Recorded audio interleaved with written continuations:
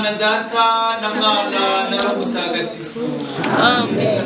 Inema y'Umwami wacu Yesu Kristu n'urukundo rw'Imana Data n'ubusabane kuri Roho Mutagatifu nibihorane namwe.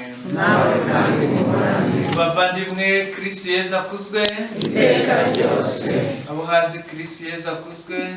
Iteka ryose. Muri kunyumva se? Yego. Imana ishimwe.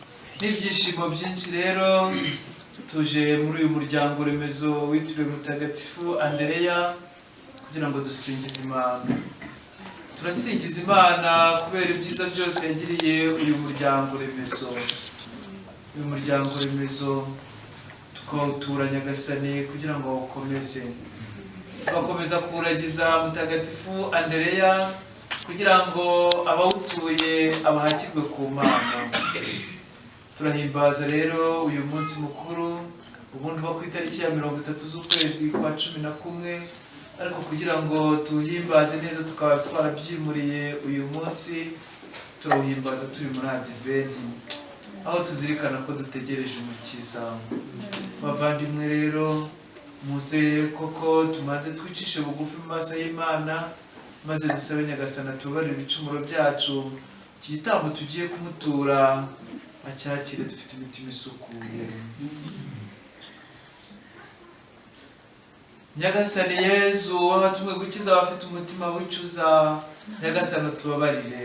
Nyagasani tubabarire. Kristu we wazanywe no guhabura abanyabyaha, Kristu tubabarire. Kristu tubabarire. Azatugeze mu bugingo bw'iteka. Imana niyisingizwe ye mwijuru.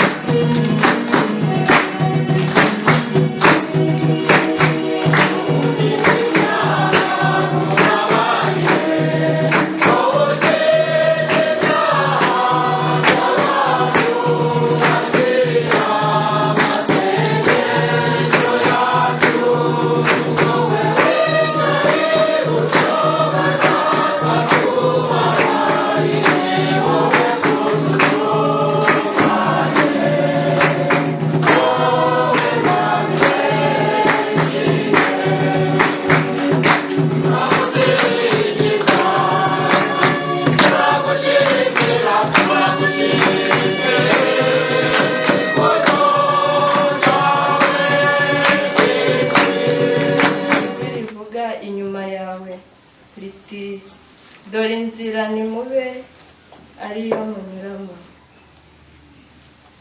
Uhoraho azagushingura mu myaka, uzaba wabibye mu butaka buzarumbuke.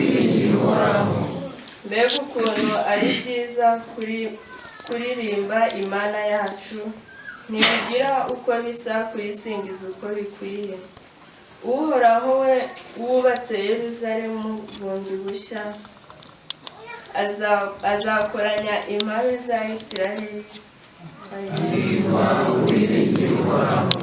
Niwe ukiza abafite intimba ku mutima, maze akomora ibikomere byabo.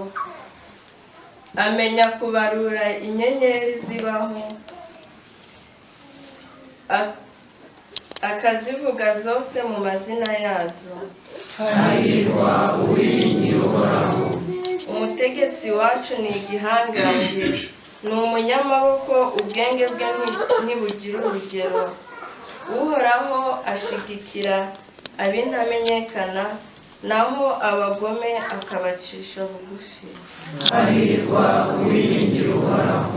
Hahirwa uwiringiye Uhoraho. hahirwa uwiringira Uhoraho.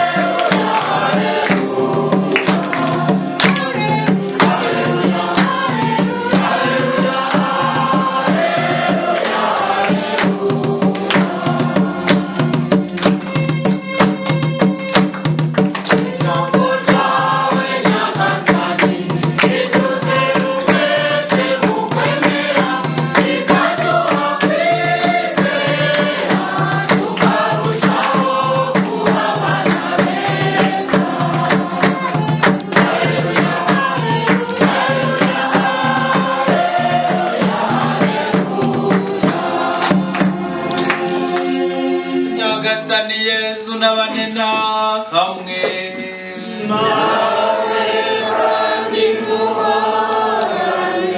Amagambo yo mu Ivanjiri ntagatifu uko yanditswe na Matayo.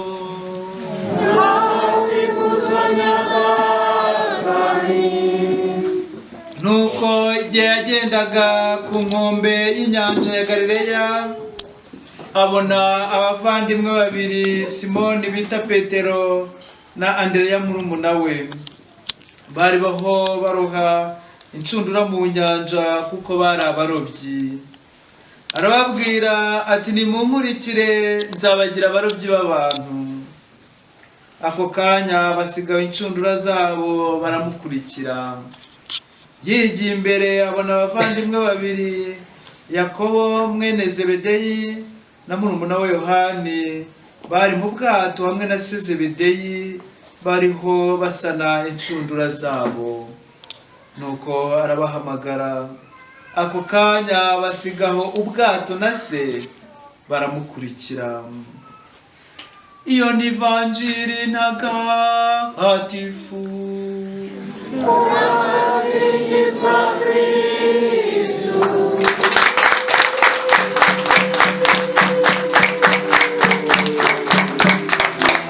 Mwiza wa Mutagatifu Andereya. Mwahisemo neza kwitwa Mutagatifu Andereya. Kwitwa umutagatifu sibye no kuba ari umutagatifu, hageretse yuko ari intumwa ya Yezu Kristu. Intumwa ya Yezu Kristu ku ikubitiro. Mwumvise ko aribo Yezu yatoye mbere. Andereya buriya niwe yatoye mbere, kandi mu Ivanjiri bazakubwira ko Andereya ari nawe wagiye kuzana mu muvandimwe we mukuru we Simoni. Yabasanze hehe bana? Ngo Yezu yasanze hehe Andereya? Bana we mumbabarire mu bishobora. Yabasanze hehe bana? Yabasanze yabasanze ku kiliziya? Yabasanze hehe? Ku nyanja. Ku nyanja, inyanja murayizi? Mwizi mu bitabo sibyo se? Hari wabona inyanja hano ngo atubwire? Hano ntabwo murabona inyanja. Hano n'abakuru ni bake babonye inyanja sibyo se? inyanja ubundi ni umugezi munini, reka tuvuge gutyo bana, mumenye ko hari umugezi munini ariko uruta nka Ruhondo, sibyo ruta ureba ibyo mwiga mu mashuri. Inyanja bingana n'ukwezi.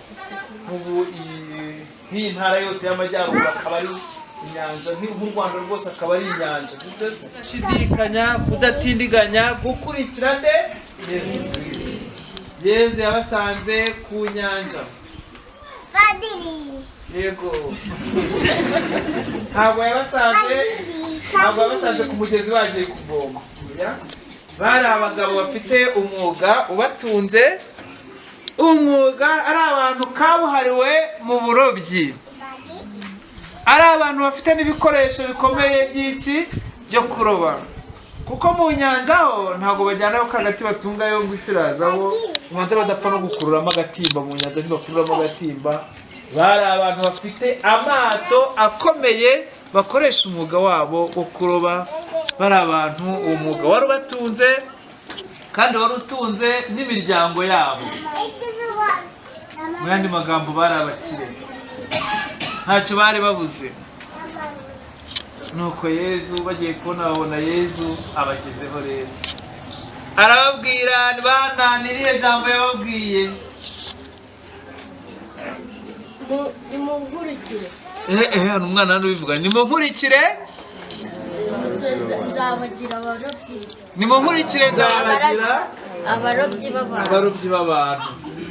Bari abarobyi b'amafi, none Yezu arababwira ati nimunkurikire nzabagira abarobyi b'abantu. Kuva uyu munsi ntimuzongera kuroba amafi, ahubwo noneho mugiye kuroba iki? Abantu. Mu yandi magambo, mugiye kunzanira abantu, mugiye kubwira abantu iby'Imana n'ibyo gushakisha amafi mubirekera abandi.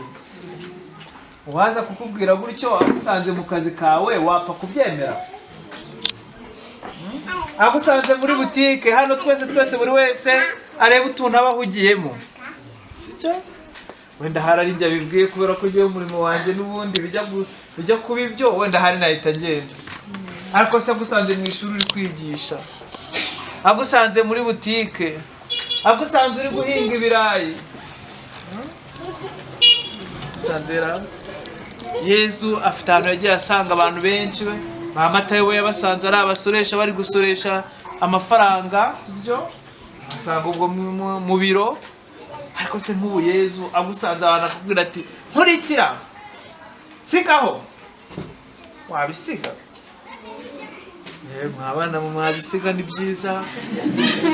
Yezu rero ntabwo aribo gusa, agera kuri Yakobo na Yohani bene Zebedeyi, bari kumwe na se Zebedeyi uwo musaza, byo barangije ngo basigaho byose, basigaho ayo mafi bari barobye, basigaho ayo mato, basigaho uwo musaza witwa Zebedeyi, bakurikira Yezu. Kuva ubwo sibyo basize gusa, basibone bari abagabo bakuze bafite abagore n'abana, barabasize kubera ko Yezu yarabahamagariye ubundi butumwa bukomeye cyane, ubundi butumwa bufite agaciro gakomeye cyane.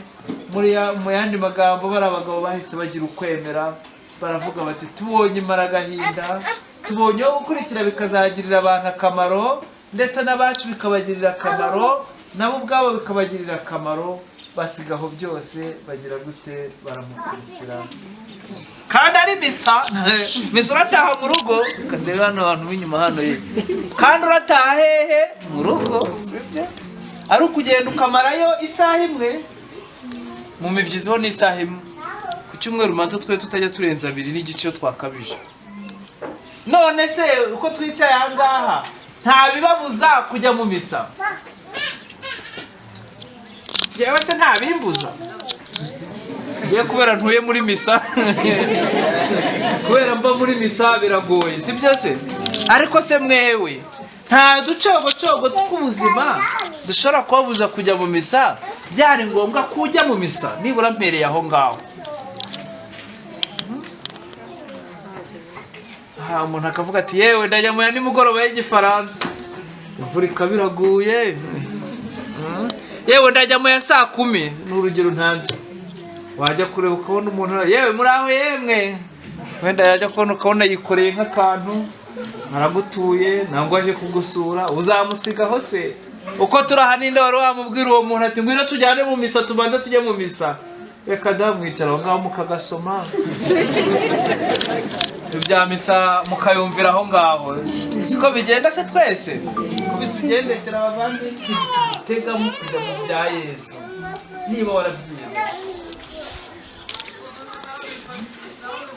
utuntu twose shitani idutegeraho ifite imitego myinshi ishobora kukubashika igatuma utemera kugira gute utemera kujya mu bya Yesu mbere yawe yarayitsinze haguruka sigaho ngaho so sigaho ngaho umudamu wawe niko yamubwiye buriya sigaho abana mbere ya arabasiga akurikira Yesu kugira ngo amukorere kabiri rero tugomba kwigira kuri Andereya no gukorera Kristu abavandimwe igihe kirageze bakristo ngo dukorere ingoma y'Imana igihe kirageze ngo dukorere ijuru igihe kirageze abavandimwe kandi igihe kiradushirana Andereya nta kindi yakoze usibye kujya mu bya Yesu akamukorera kakahava aba koko umurobyi w'iki w'abantu aho kuba umurobyi w'amafi twebwe bakristo dukorera Kristo ku kiye kigero dukorera Kristo ku kiye kigero burya rero ntimugatekereze ko gukorera Kristo urabashobora kundaga bati aba Padiri nibo bakorera Kristo oya uwabatijwe wese ahamagariwe gukorera Kristo murumva abana vuze ngo iki ngo wagize ate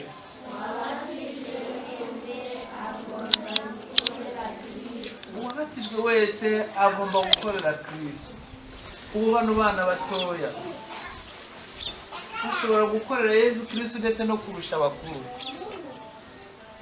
abana batoya mushobora gukorera Kristo mwirinda icyaha ubonye undi mwana mugenzi wawe ari gukubagana icyo gihe ukamubuza wakoreye nde hari akantu najyaga nigisha abana batoya babwira ngo nubona umwana ari gukora nabi uzamubwira ngo iki hari ukazi hano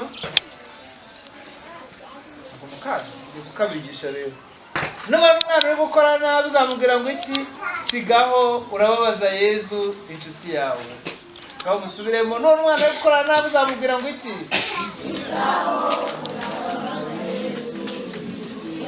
nubona umwana uri kwiba uzamubwira ngo iki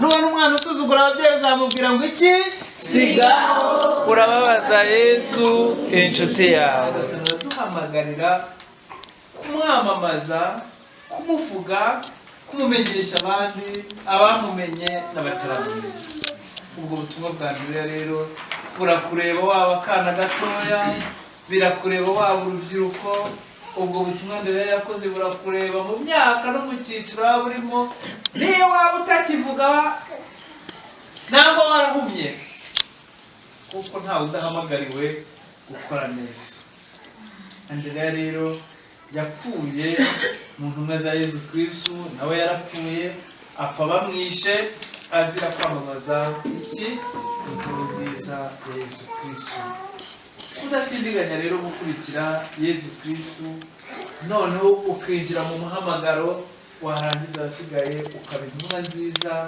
ya Yesu Kristo nicyo Yesu Kristo adukeneyeho ndabararitse rero bakristo b'uyu muryango-remezo ubwo mwamuhisemo ababere koko icyitegererezo ababere urugero rwiza rwo guhamya Yesu Kristo aho muri hose ese nk'umuntu nk'umuyehova gutunguye ati ko wabatijwe wabatirijwe iki wamubwira uti yewe nzajya kubaza Padiri icyo ni icya mbere gukurikira nde Yesu Kristo icya kabiri kumwamamaza icya kabiri ni ukumwamamaza icya gatatu ni ibintu bitatu ndabyemeye icya kabiri gukurikira Yesu Kristo kumwamamaza habuzemo kimwe ndakurahiye ntabwo ari cyo aha icya mbere ni ukwanga icyaha, icya kabiri ni ugukurikira Yezu Kristu, icya gatatu ni ukumwamamaza. Iyo rero ubatijwe uri agahinja, ababyeyi bawe babisezerana mu mwanya wawe. Wabatizwa uri mukuru ukagira gute nawe ukabyiyemeza ukabisezerana noneho mu izina ryawe, sibyo? Kwanga icyaha, gukurikira Yezu Kristu no kumwamamaza. Wakomezwa se? Ibyo rero no kuba intumwa ya Yezu Kristu ushobora kubikora utavuze. Si ngombwa ko baguha mikoro, si na ngombwa ko uhagarara hano ngo witakume, sibyo? Oya, mu rugero rwiza watanga mu kubanira neza abandi, muri kwanga icyaha twavuze, icyo gihe uba uri intumwa ya Yezu Kristu. Ngaho rero nimugende mugerageze bavandimwe, Yezu namwe arabohereza, arabatuma. Yezu arashaka ko namwe muba intumwa ze nka Andereya, kandi buri wese mu ngabire yamuhaye yabishobora. Dusabirane rero kandi dusabe kugira ngo Mutagatifu Andereya adusabire tugire imbaraga zo kurushaho kwamamaza Yezu Kristu. Mbifurije rero umunsi mwiza, Nyagasani Yezu nabane namwe. Nawe kandi tugiye gukomeza rero dutura.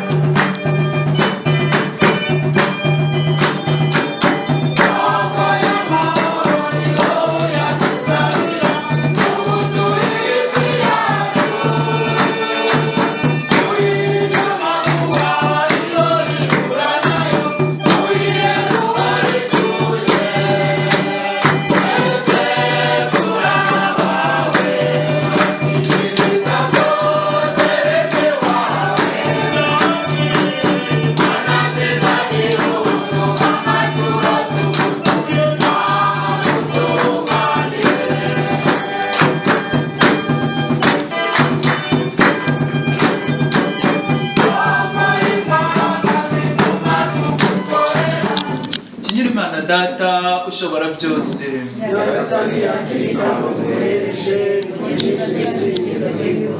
kandi kigira akamaro kikagera ryose ntagatifu. nyagasani Imana ishobora byose, girira aya maturo tuguhereje kuri uyu munsi mukuru wa Mutagatifu Andereya, maze uduhe kugushimisha tuyagutura no kubeshwaho nawe ubwawe, kubwa Yesu Kristu umwami wacu. Nyagasani Yesu nabane namwe.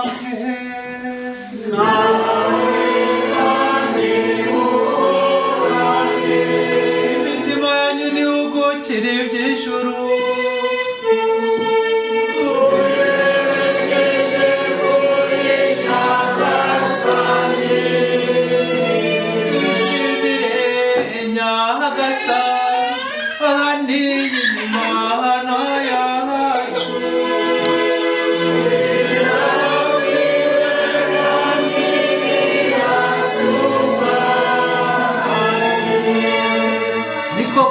Birakwiye kandi biratunganye, ni ngombwa kandi birimo agakiza ko tugushimira iteka n'ahantu hose, nyagasani dawe nyir'ubutagatifu, Mana ishobora byose ugahora witeka.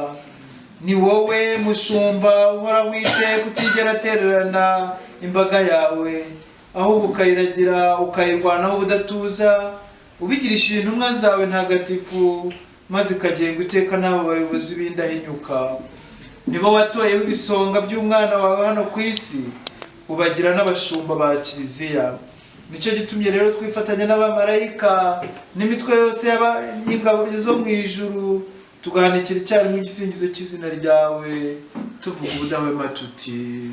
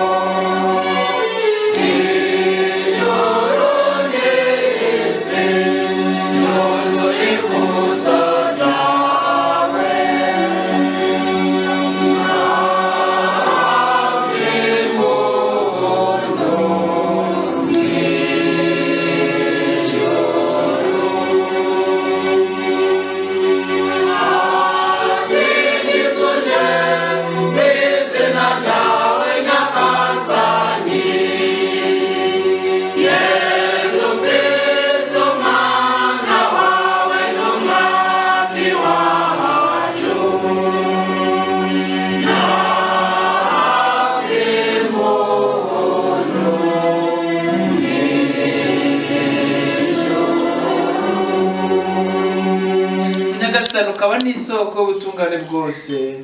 None rero mubyeyi wacu turagusaba usakaze roho wawe kuri aya maturo, maze uyatagatifuze kugira ngo ahinduke atubere umubiri n'amaraso bya Yezu Kristu umwami wacu.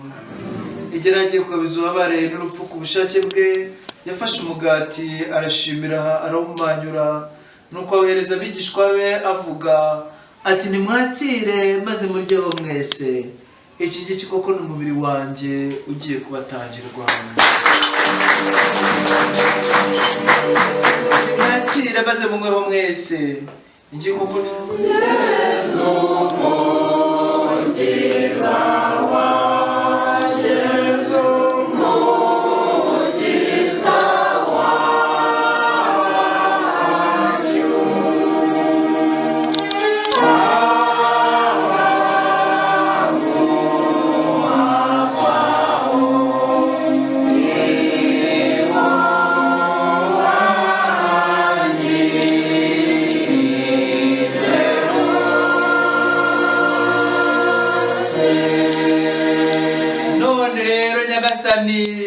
Mu gihe twibuka urupfu n'izuka by'umwana wawe, tugutuye umugati utanga ubugingo hamwe n'inkongoro y'umukiro, tugushimira ko watumye tuberwa no kugushengerera tukaguhereza aya maturo.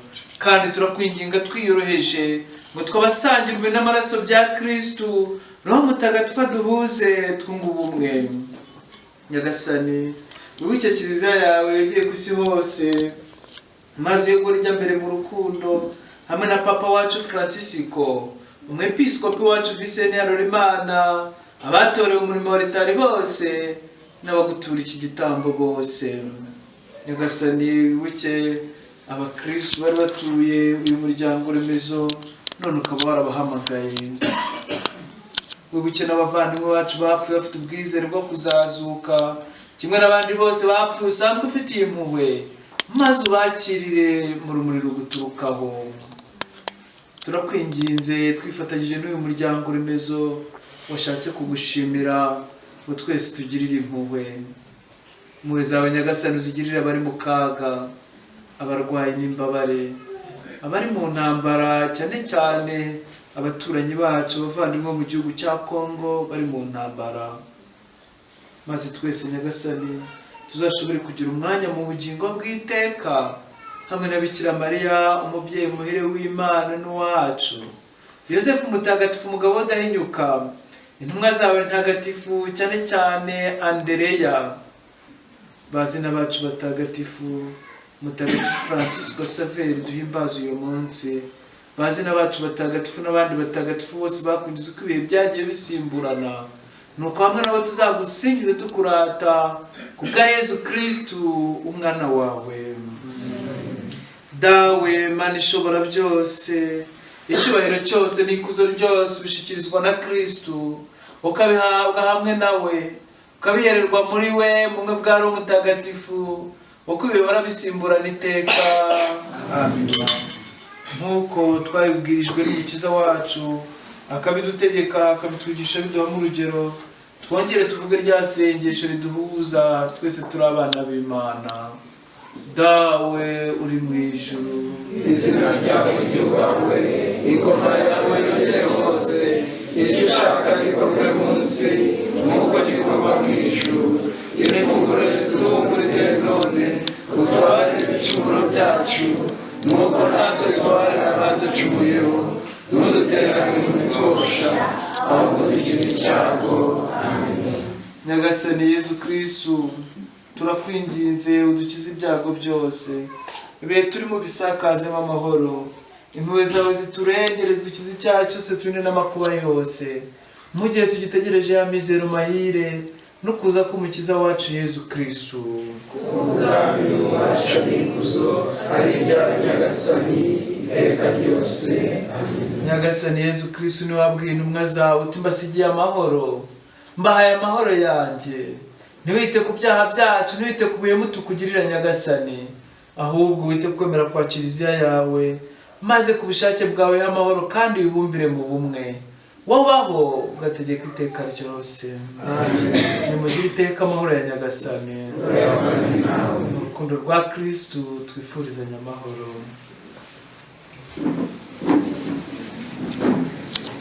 Akira amahoro ya Kristu.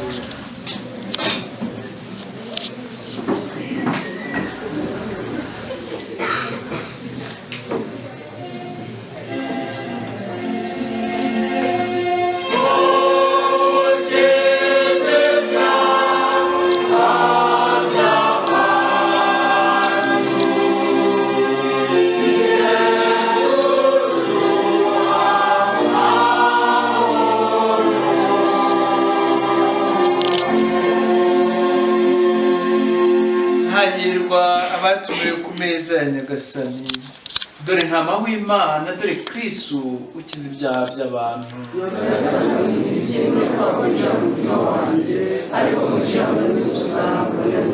Uyu mubiri n'amaraso bya Kristu bitubesheho bizatugeze mu bugingo bw'iteka. Amen.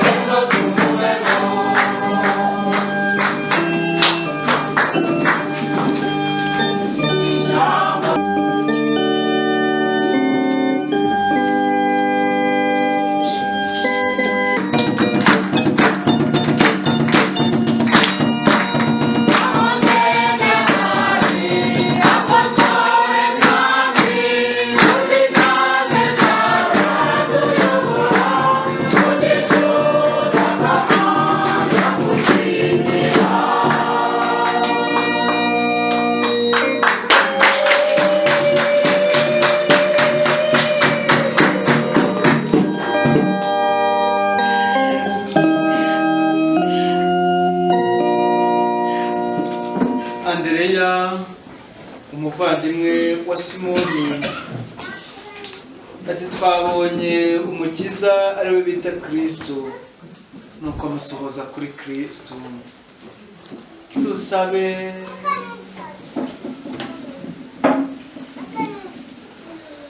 Nyagasani Mana yacu, iri sakramento ry'Ukaristiya tumaze gusangira biridutera imbaraga kugira ngo uko intumwa Andereya mutagatifu yabiduhayemo urugero natwe tugendane hose imibabaro ya Kristu, maze biduheshe kubana nawe mu ikuzo ry'ijuru kubwa Kristu umwami wacu. Amen. Ndagira ngo mbashimire rero, murakoze cyane n'urusengesho dutuye. Ndabaha amashyi ntawe yaba ari makeya n'ukuntu mwabiteguye neza. Imana ibahe umugisha, bahaye amashyi namwe nimumfashe.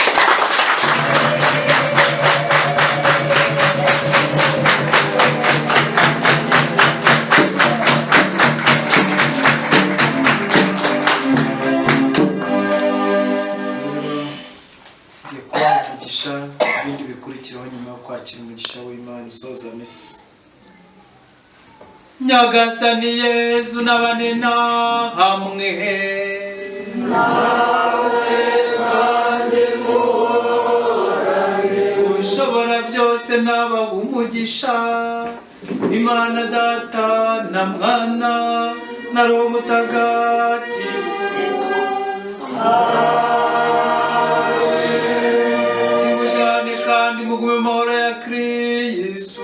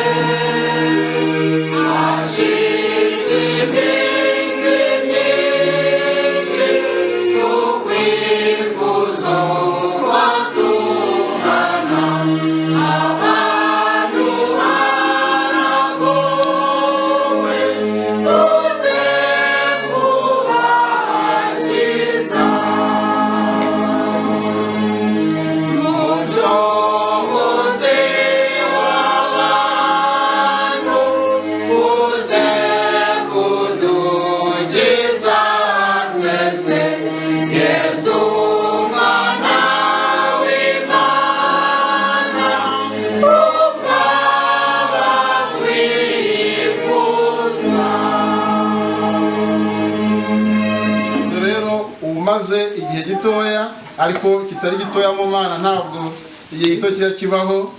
Umaze umwaka umwe n'iminsi, ni ukuvuga ngo twurije umwaka ku itariki 13 z'uku kwezi. Umuryango-remezo rero wacu ugizwe n'ingo zikabakaba muri 30. Ariho wabonye abantu bari ahangaha. Iyi mbaga rero iri ahangaha harimo aho umuryango-remezo wacu, harimo inshuti z'umuryango-remezo, ndetse harimo n'abaturutse mu yandi madini baje kwifatanya natwe kuri uyu munsi. Nyakubahwa Padiri rero, uko nabibabwiraga, urabona dufite abana, dufite gahunda zitandukanye mu muryango-remezo, ariko zose ziganisha kugira ngo ubutumwa bw'Imana, ijambo ry'Imana ryamamare, kugira ngo Kristu twemeye guhamya yamamare. Nko muri za nshingano 3 mwatubwiye, niwo mujyo wacu, niyo ntego yacu dushize imbere. Murakoze rero ubwo mwari dufashijemo. Ubwo rero kugira ngo ducunguze uburyo umwete ndaza gusaba abantu bari ku kigega, abantu bari ikambere baze kugira uko babigenza. Hanyuma ariko nyakubahwa Padiri turabasaba ubwo biri kugenda biza muduhere umugisha.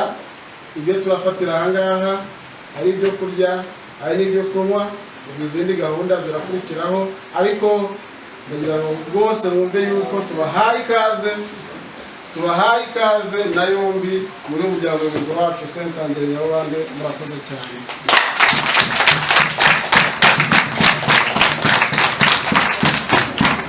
Rero ubwo namusubiza umwanya, hanyuma izindi gahunda zigakomeza, kandi mucunguze uburyo umwete amasaha ari gukora. Murakoze.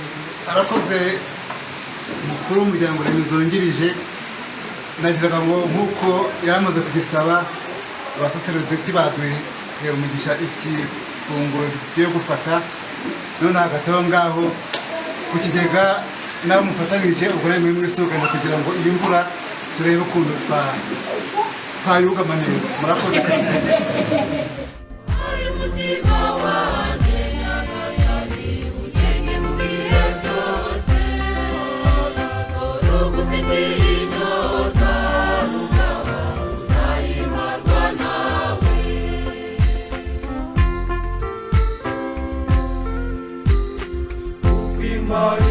Kamaza mfite ananira ubuzima, nina ku mutima wanjye urabumva ufitiye inyota.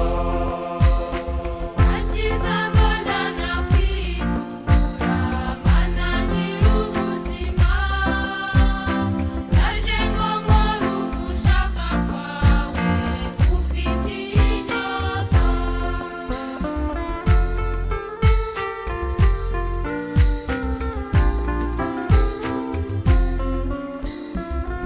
Umutima wanjye nyagasani ugenge mu bihe byose, dore ugufitiye inyota, rukaba uzayimarwa nawe.